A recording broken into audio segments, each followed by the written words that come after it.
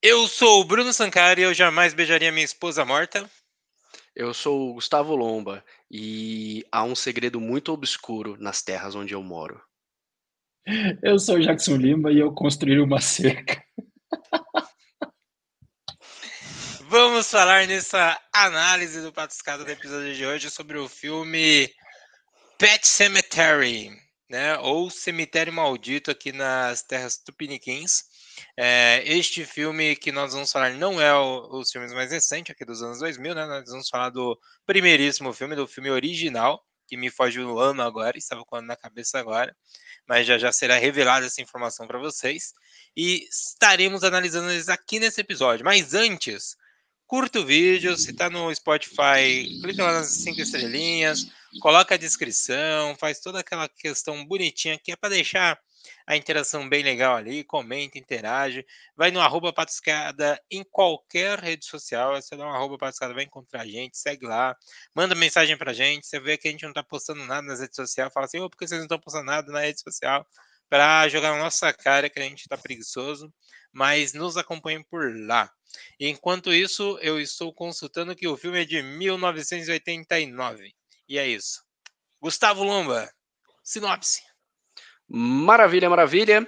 Nessa história, nós acompanhamos a família dos Creed, que se muda recentemente para uma casa que fica à beira de uma estrada muito perigosa, pois lá passam muitos caminhões o tempo todo. Nesse sentido, eles começam a viver lá tranquilamente, só que o vizinho revela para essa família, posteriormente, que próximo dessa casa há um cemitério e, para além desse cemitério, há um outro. E há um motivo pelo qual esse outro cemitério é muito bem protegido. Bom, aqui já dando aqui uma palhinha da relação do filme em si, a gente vê muito do Stephen King retratado no filme. Esse é daqueles filmes que são bem fiéis à obra, né? Sobretudo, quando a gente olha para uma obra do Stephen King, algumas coisas que saltam bastante aos olhos é a sua relação com o local. Né? O local, por muitas vezes, é um personagem, ele quer alguma coisa, ele tem ímpetos, vontades, e isso pode ser visto desde esse filme do Cemitério Maldito, ou em outras adaptações, como o Matagal, da Netflix, ou outro filme oitentista de muito sucesso também, que é o Iluminado. Afinal, o hotel, ele tem aquele efeito sobre os personagens de deixá-los loucos. Então essa acaba sendo uma característica muito marcante do Stephen King sobre como ele trata o entorno, como ele trata o próprio local onde as coisas acontecem. E existe um outro detalhe muito importante sobre a obra de Stephen King, que é, às vezes, o objeto que é amaldiçoado ou o objeto do terror em si, ele não é exatamente o foco. E para isso a gente pode voltar para o Iluminado para fazer um comparativo aqui. Tanto no Cemitério Maldito quanto no Iluminado, você percebe que o local é a grande questão, né? A maldição reside no local. É, Só que você percebe também que essa maldição ela vai desgastando o protagonista, ou o que vai ser revelado depois que é o verdadeiro antagonista. No Iluminado é o aspirante a escritor, aqui é o médico do local. Você percebe que existe esse desgaste da sanidade, eu acho que isso o filme incorpora muito bem, porque você vai vendo o pai da família perdendo a sanidade pouco a pouco, seja descobrindo as regras do cemitério quando o gato morre primeiro e ele não quer deixar a filha triste porque o gato dela morreu, e depois quando ele tenta extravasar para outras formas de vida. Então você percebe esse desgaste. E é a mesma impressão que você tem quando você está assistindo, por exemplo, O Iluminado, que é outra obra baseada no livro de Stephen King. E em relação a isso ainda, existe um detalhe, tá? Muitas pessoas elas começam a desdenhar de filmes de terror simplesmente porque o filme de terror não dá susto. E eu acho que diminuir um filme de terror a simplesmente dar susto ou não, eu acho uma abordagem bem empobrecedora do terror. Porque aí no final vai sobrar só os terrores de jump scare, né? Aqueles terrores que simplesmente as coisas pulam na sua tela e acabou. sabe? Quando aqui a situação não é em relação ao susto, aqui é em relação ao desgaste, à angústia, né? Ao luto que existe nos personagens. Então, existe muito mais sentimentos que podem ser abraçados pelo terror e que eu acho que aí eu vou jogar um pouco de saudosismo na fórmula toda, que eu acho que as obras oitentistas faziam muito bem essa relação do desgaste, ou até a mesma obra setentistas. Se a gente olhar, por exemplo, para O Exorcista, a gente tinha muito disso. É lógico que os efeitos especiais práticos, eles acabavam deixando a obra muito impactante para a sua época, e também todo o lance de exorcismo, ele foi muito impactante à medida que ele saiu. Mas você percebe que o desgaste também era uma parte fundamental da fórmula, e aqui nessas obras, em especial no Pet Sematary, isso também é verdade. O desgaste é crucial para você entender, para você sentir a trama, não entender a trama, sentir a trama.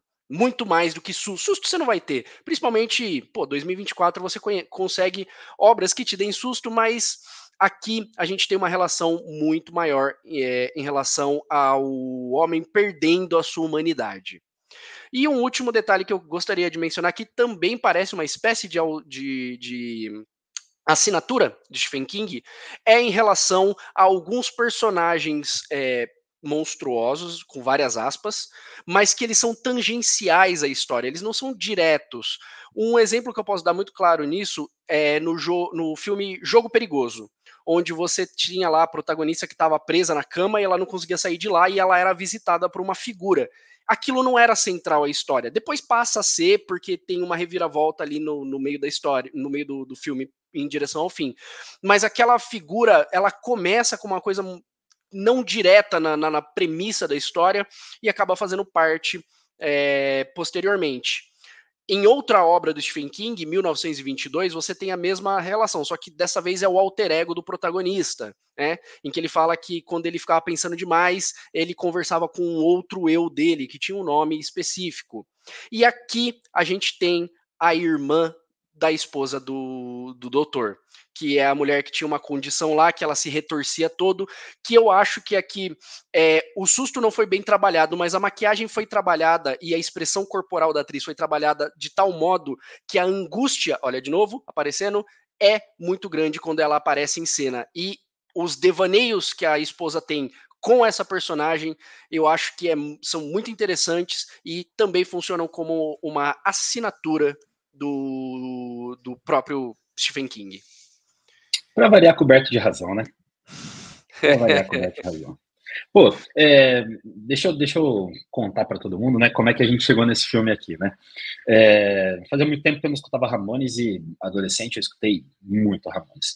Tinha um álbum dele especial de 30 anos que tinha tudo quanto é grande sucesso do Ramones ali. E Pet Sematary, honestamente, nem era a minha música favorita, nunca foi minha música favorita deles, mas eu lembrava muito do clipe, né? Porque eu sou um medroso de carteirinha, então, assim, eu tomei susto com esse filme, tá? Quando ele falou que não, esse filme não é sobre susto, eu tomei susto com a patada na cara do médico. Então, assim, eu tomo susto e tá tudo bem. Mas aí tô lá escutando um Ramones e tal, e daqui a pouco começou a tocar um Pet Sematary, porque eu peguei justamente aquele álbum de 30 anos para escutar um pouco de tudo. Tem, inclusive, Sheena is a punk rocker, né, que também tá na trilha sonora ali do filme. E aí eu tô escutando um negócio, pô, isso daqui tem uma conexão com um monte de coisa e tal, e aí eu gravei um áudio pros dois, né, falando, pô, tem um monte de coisa, um monte de conexão, olha que legal, não sei o quê, pô, vamos gravar um material curtinho sobre isso daqui e tal. E aí, eu acho que foi o Lomba, não sei se foi o Lomba, se foi o Bruno, lembraram que a música fazia parte da trilha sonora do filme. Eu falei, mas que filme, né? Como eu não sou um cara que assiste filme de terror, obviamente eu não sabia de que filme eles estavam falando. E aí eu tô achando que Pet Sematary do Ramones era uma referência isolada. Tipo, eu tava pensando na música dos caras e não em ter qualquer relação com o filme ou com Stephen King, que é outro cara que eu também não leio. Afinal, não faz parte do meu gosto pessoal. E aí eles explicaram toda a história por trás. Pô, então demorou. A gente tem a parte da música que me interessa pra caramba e agora a gente tem um motivo pra assistir um terror. E aí a gente caiu no Pet Sematary aqui, né? Tem até depois, eu acho que vale a pena a gente comentar ali rapidamente sobre o porquê chama Pet Sematary, mas isso eu vou deixar para depois.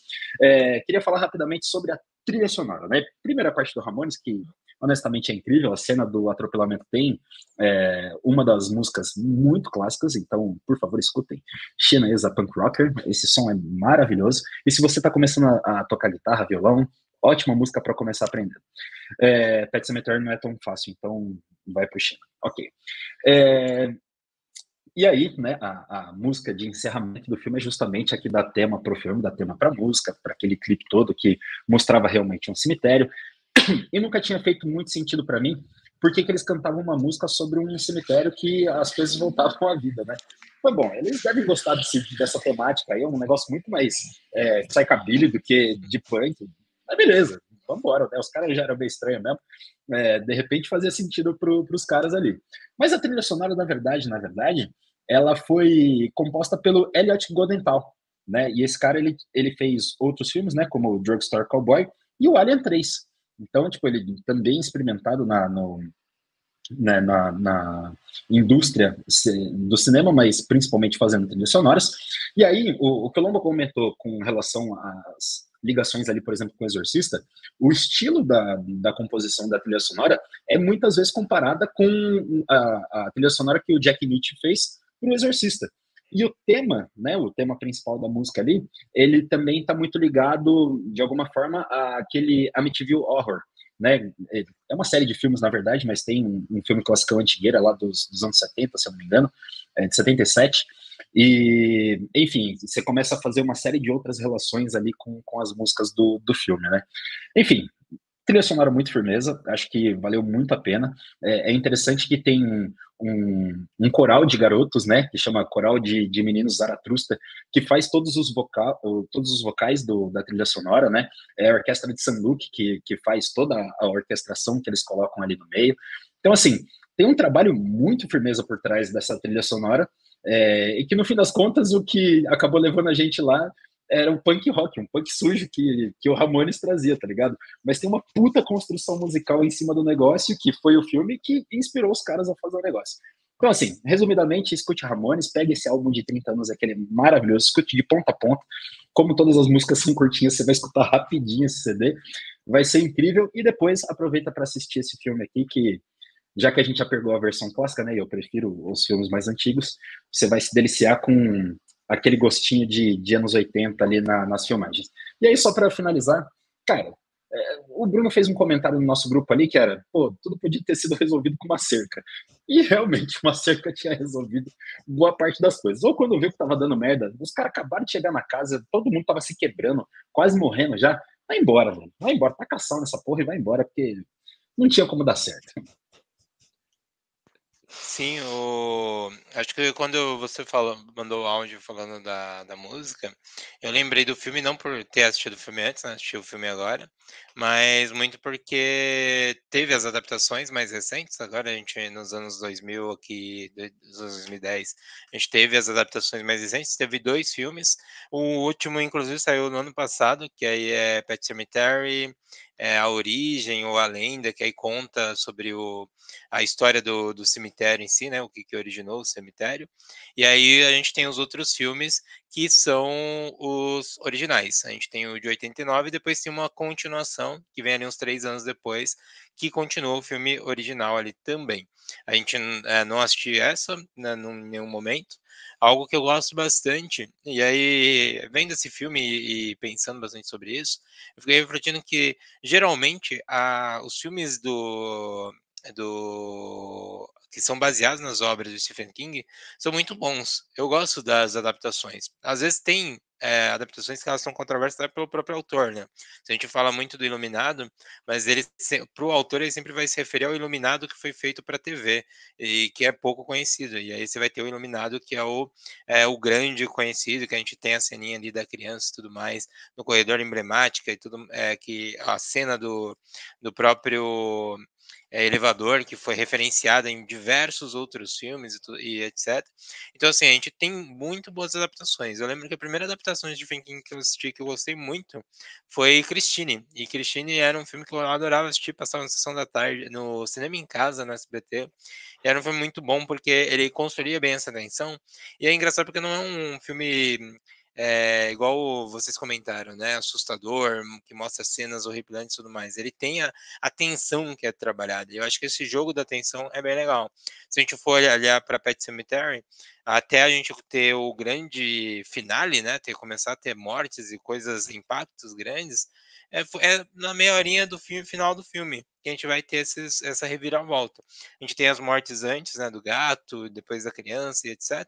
Mas elas não são mortes que estão tentando trazer ali o impacto de algo sombrio estar por trás disso. Então é bem interessante que ele foca muito mais em construir essa história e basear tudo ali.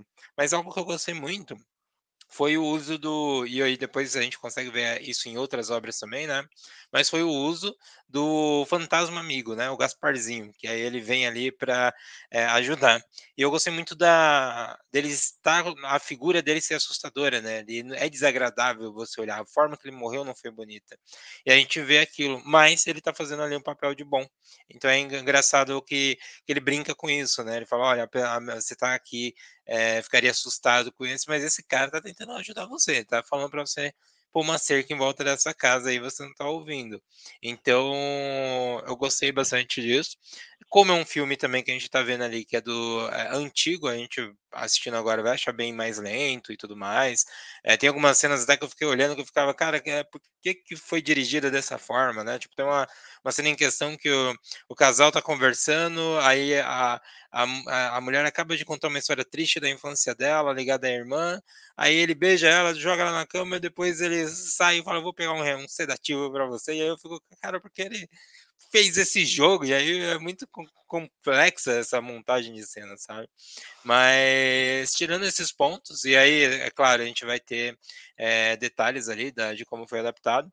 Eu não sei se vocês perceberam, mas o caminhão era o mesmo caminhão, toda hora passava o mesmo caminhão, tinha um segundo caminhão para diferenciar às vezes, mas aquele era o mesmo. E aí, sempre que passava, eu via a marca do caminhão, caminhão vermelho.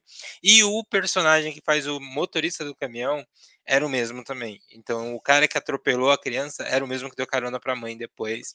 E aí eu falei, cara, eles assim, é muito filme antigo, né? De você aproveitar ali, minimizar custo. E você via que claramente eles fazendo. Toda hora passava o caminhão muito genérico ali, não passava um carro naquela rua. E aí você ficava, cara, é super movimentado, mas essa rua foi feita para passar caminhão. E aí só passava o mesmo caminhão vermelho toda hora. E o caminhão já me trouxe, me remeteu muito a Christine, que na hora que eu vi, eu lembrei do filme do caminhão assassino lá do Stephen Olhos Spielberg. famintos. E aí depois, é isso. E aí depois eu vi esse, aí eu lembrei da Christine e falei, caraca, esse lance do carro, né, passar medo ali, foi bem legal. Mas é o que eu falei, né, tudo seria resolvido com uma cerca ali. A gente tinha acabado bem no final feliz. Inclusive, acho que vale a pena, já que você comentou, abriu a porteira da Christine aí, vale comentar uma referência em filmes recentes. Se você assistiu The Batman com o menino Pattinson, saiba que, comentário do próprio diretor, o Batmóvel desse filme foi inspirado em Christine. A ideia era que o Batmóvel trouxesse aquele ar do conversível, tipo, maligno, né? Só que adaptado como uma espécie de Batmóvel ali pro filme continuar a rodar. E, pô, realmente, às vezes a gente, aquela estrada ali é feita para passar um caminhão, o mesmo, né? Não tem um monte, é o mesmo cara que sempre vai e volta. Perto da casa dele. Foi feita para ele, isso. né? É isso, é o cara que passa lá. Esse lance da cena que a mulher fala da irmã dela, né? Que é dessa cena triste que o Bruno falou, eu acho engraçado porque ainda foi melhor resolvido do que na versão nova. Porque na versão nova, eles caem no tropos do casal frio. Então, tipo, ela conta o negócio e o cara fala: ah, isso aí não. Já foi, já, esquece isso daí, sabe? Então, ainda que seja muito bizarro você falar assim, não, o cara vai resolver com sedativo, é menos pior, porque antes ele abraça a menina, e eu falei, pô, pelo menos o cara tem um mínimo de coração, né? Não falou, esquece essa merda aí. E a gente tem que falar sobre. Eu quero falar porque, assim, eu não gosto de filme de terror com criança. Não que eu me incomode, eu só acho chato pra caralho. Esse negócio meio a órfã, assim, nunca. Assim, terror de criança amaldiçoada nunca me ganhou muito. E aqui tem mais ou menos isso, porque o vilão acaba sendo uma criancinha, né? Essa criancinha que teve outra trajetória anos depois em filmes de terror. Ela também apareceria em Hora do Pesadelo 7, que na verdade é um novo pesadelo o nome, né? Que é o filme metalinguístico do Wes Craven. Então, ele que acaba se tornando a personificação, né, de antagonista, e aí, assim, olhando com olhos de, pô, eu sei que é uma criança sendo dirigida, beleza, né? Que a criancinha com o bisturizinho na mão, um monte de cena que você olha, você fala, isso aí foi o boneco, tacaram o boneco no cara ali e acabou. As cenas do combate também são um pouquinho toscas, porque se a gente parar pra pensar, é uma criança contra um adulto, mas beleza. Total. Assim, né? Mas passa, né? Eu acho que no conjunto da obra ainda é um filme bem, bem interessante. Mas é uma criança amaldiçoada, que muda tudo nesse pagode aí. E mais do que isso, eu tava dando uma olhada aqui quais filmes ele tinha participado, né? E aí ele segue meio que uma mesma linha ali, né?